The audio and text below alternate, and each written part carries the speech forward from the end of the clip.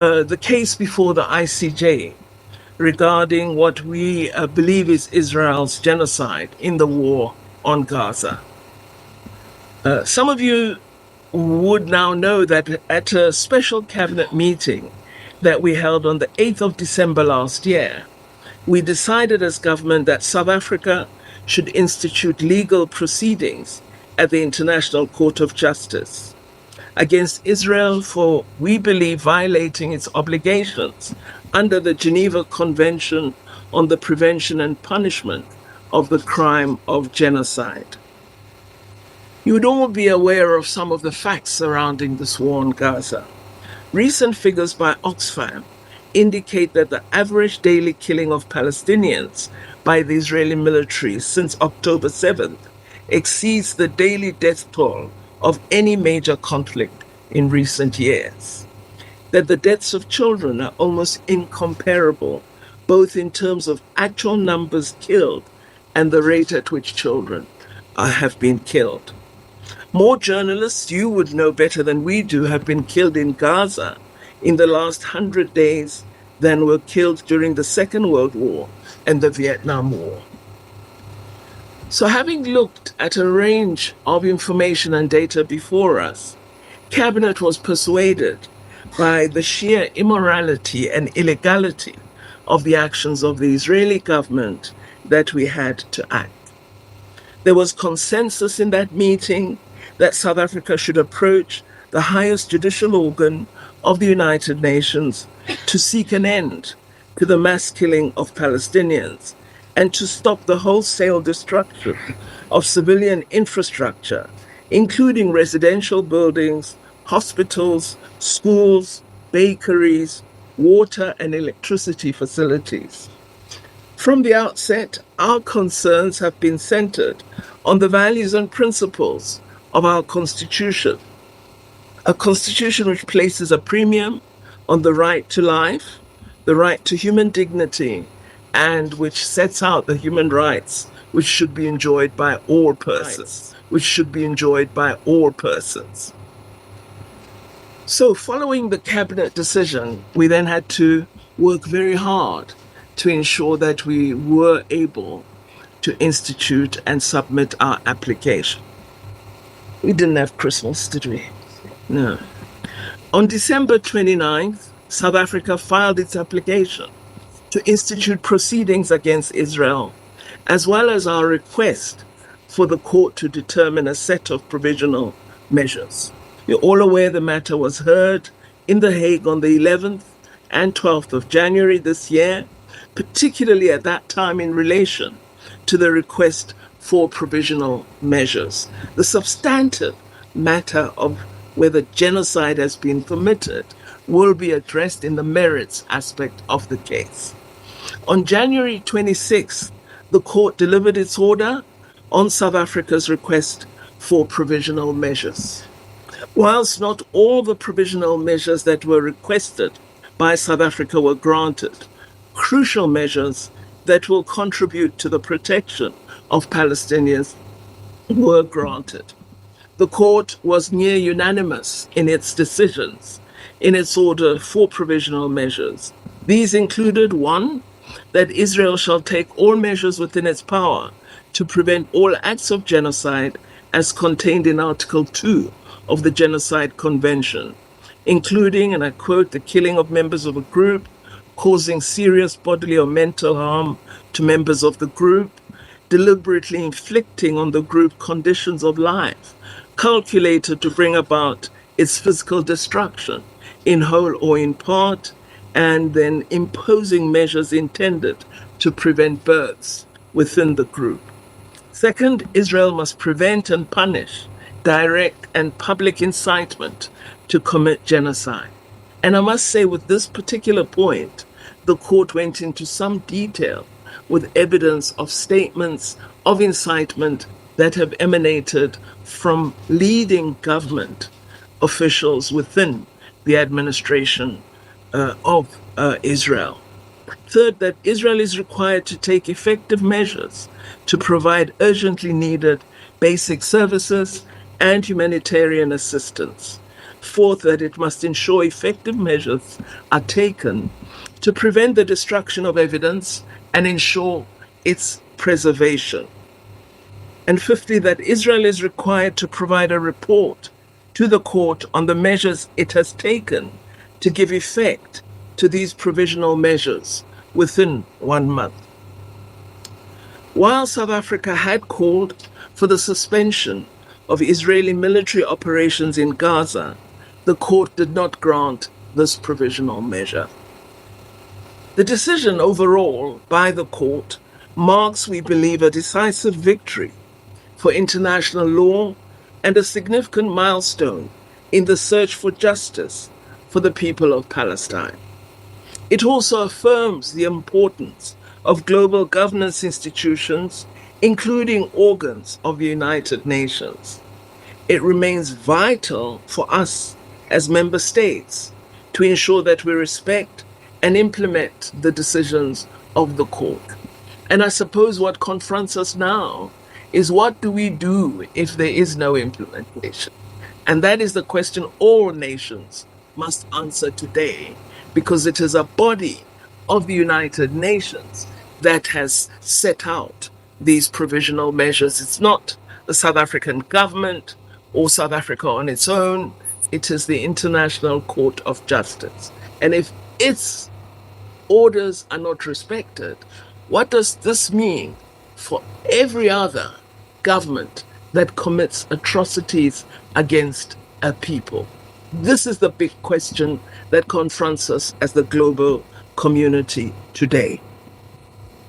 The finding, we think, also makes it clear that it is plausible that genocide is taking place against the Palestinian people in Gaza. You would have heard the court president actually saying this. Third states must therefore also act independently and immediately to prevent genocide by Israel and to ensure that they, as third states, are not themselves involved in violation of the Genocide Convention by aiding or assisting in the commission of genocide. This necessarily imposes an obligation on all states to cease funding and facilitating Israel's military actions, which, as the court has indicated, are plausibly genocidal.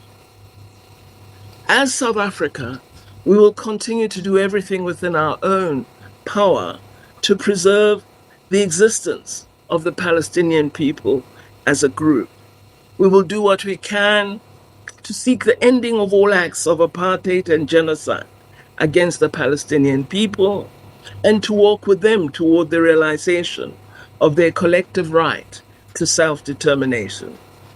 Because, as former President Nelson Mandela declared so stoutly, our freedom is incomplete without the freedom of the Palestinian people. We do not mean that Israel has the right to retain the territories they conquered from the Arab world, like the Gaza Strip, the Golan Heights, and the West Bank. We don't agree with that. Those territories should be returned. Mr. Mandela, we have many Jews, members of the Jewish community in our struggle, and they have occupied very top positions. But that does not mean to say that the enemies of Israel are our enemies. We refuse to take that position. You can call it being political or a moral question, but for anybody who changes his principles depending on whom he is dealing, that is not a man who can lead a nation.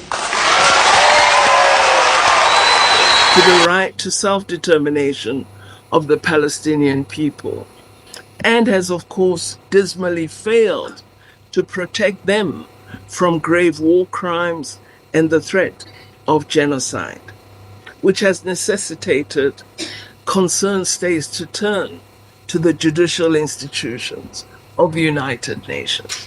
If we fail through the judicial institutions, we must ask what protects us now. South Africa welcomes the support expressed by several countries, and we encourage those states that are so inclined to approach the court to intervene in the proceedings in support of our case so as to send a strong message to the international community that the situation in the Gaza Strip is indefensible.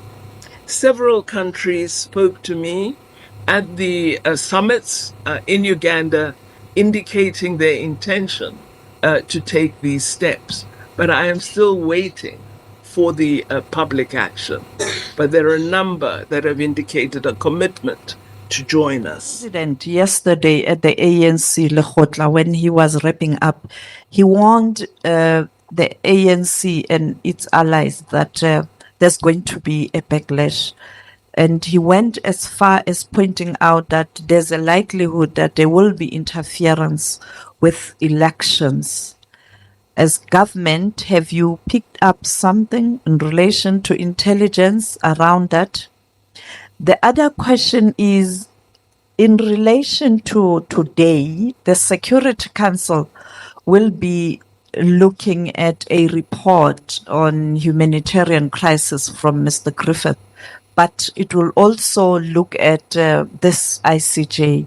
And I saw South Africa is part of countries that will deliver statement. What will be South Africa's message? And do you think waiting a month for the report by Israel, while on the other hand there's heavy bombardment and loss of life, is something that the Palestinians can afford? Thank you. Her Excellency, now Israel, it seems it has a special definition. Dawood Ali Al Arabi TV. Now Israel, I think Israel now has its own definition to the ICJ order, and the West too. We see last days the some Western countries, they are stop funding the UNRWA in this very difficult times, and we see yesterday or yesterday before special forces wearing a civilian clothes, and they stormed a hospital and they killed 3 injured Palestinians. Will South Africa will add all this to the case of ICJ? Thank you. Israel has transitioned from being a defender of its security to a dispenser of horror. Yesterday, it crossed another line.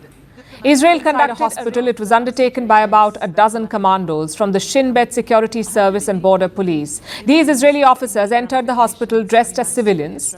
They secured and blocked the routes in and out of the place and proceeded to move civilians out of their way. Security camera footage from the raid has been leaked. You can see the Israelis dressed as medical workers and women. They even carried wheelchairs and bassinets as props. The Israelis then went to their targets, 3 Palestinian men. All 3 of them were killed. They killed the 3 youth, Basil and Muhammad Al-Ghazawi and Muhammad Al-Jamna, in their room while they were sleeping on their beds in the room.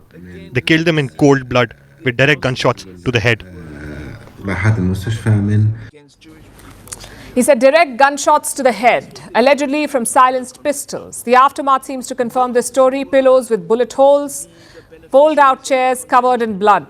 The targets did seem to be sleeping when the attack took place. And this is where things start getting murky, because what happened here sounds like an assassination. Not a raid to capture, but to kill. It gets worse when you hear the details. The raid did not take place in the Hamas-controlled Gaza Strip. It was in the West Bank. In the Ibn Sina hospital in Jenin, which is technically Palestinian territory but under Israeli control. So no Hamas tunnels under this hospital. This is where Israel conducted the strikes. Now let's look at the targets. The prime target was Muhammad Jalamna. He was a member of Hamas, and Hamas has confirmed this. Israel says he was planning an attack inspired by October 7th. He also apparently had a pistol with him, which Israel says they have recovered. But the hospital staff denies that he had a weapon. And they say the target was shot while he was sleeping. So is Israel suggesting that the commandos could not disarm and arrest a sleeping man? Then there are two other targets. The brothers, Basil and Mohammed al-Ghazavi. They were also members of a militant group, the Palestine Islamic Jihad. Again, the group has confirmed this. Basil had apparently been in the hospital for months undergoing treatment for a shrapnel injury, an injury that had left him partially paralyzed. His brother was there watching over him that night. Did they really have to shoot dead this half-paralyzed man?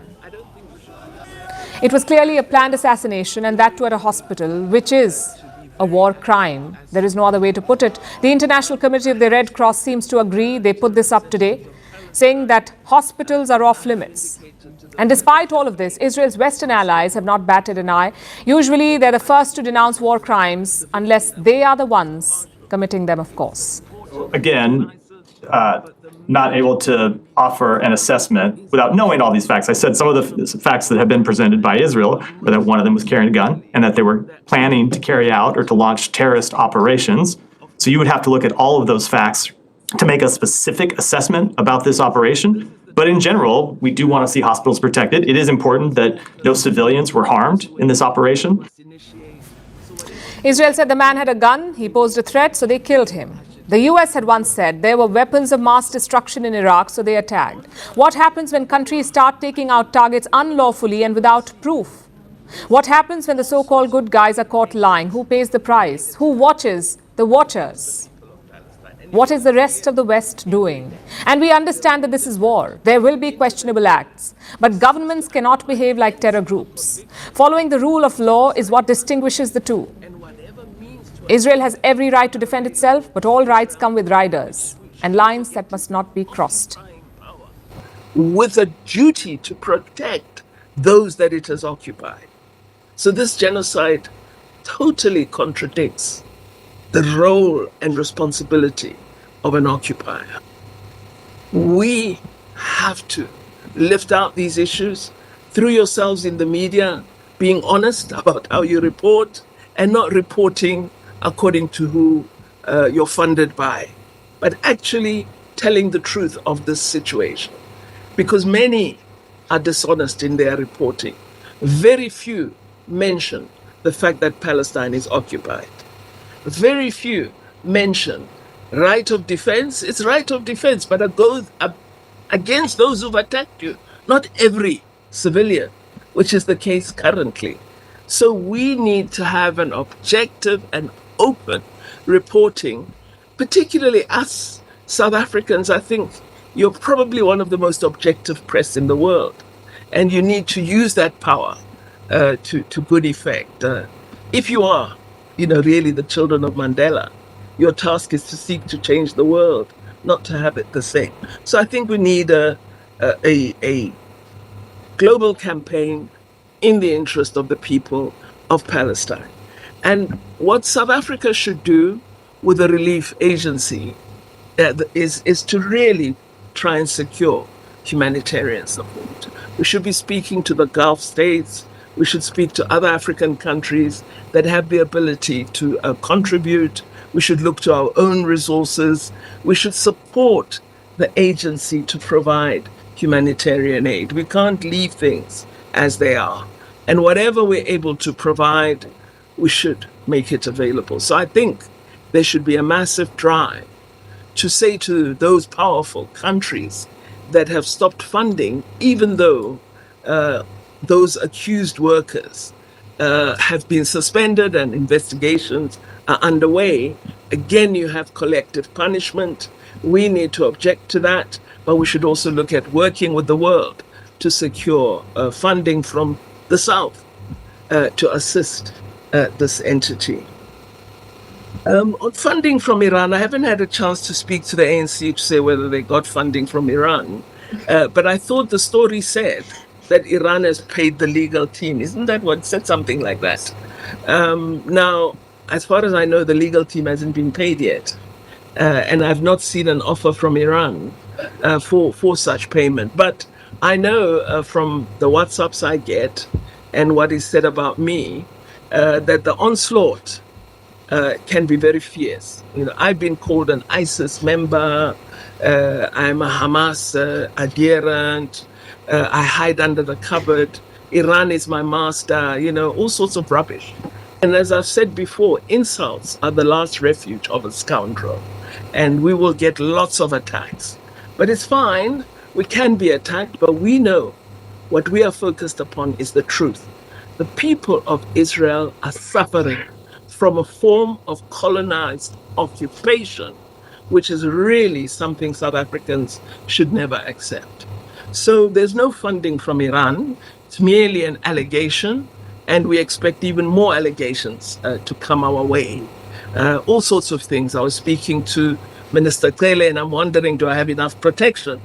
We're expecting all sorts. So I think we should just be aware that there'll be a lot of misinformation, a lot of, fake news. There was some thing on X, which says that I'm saying, stand up, you Arab nations. Why are you so quiet? Why are you leaving it to us? And it's as though I'm insulting Gulf nation states. But I never said anything like that. So, I'm expecting all sorts of things. I think the president was in a realistic manner alerting the ANC leadership and the alliance to be aware that there'll be this kind of mischief. We've seen it occur elsewhere. And he said it may even straddle into our own national processes in the country. So we need to be alert. For example, I'm hearing now in the media that people are saying it's likely that we'll have an election that will have contested results. We've had excellent election administration. There's no suspicion of incapacity of the Independent Electoral Commission. Never has been. Why suddenly now? So it's all part of a pattern. And we need to just be very alert to it. And we must have confidence in our ability to manage our own business. On the Security Council, indeed, the matter is going to be discussed as an open session. So it will not just be the 15 Security Council members. Other member states that are interested will be invited and will be able to indicate their interest in making a statement. And South Africa will certainly take up the opportunity. I think it's important that we follow all the stipulations of the ICJ, that they've said a month for a report. Let us have that month.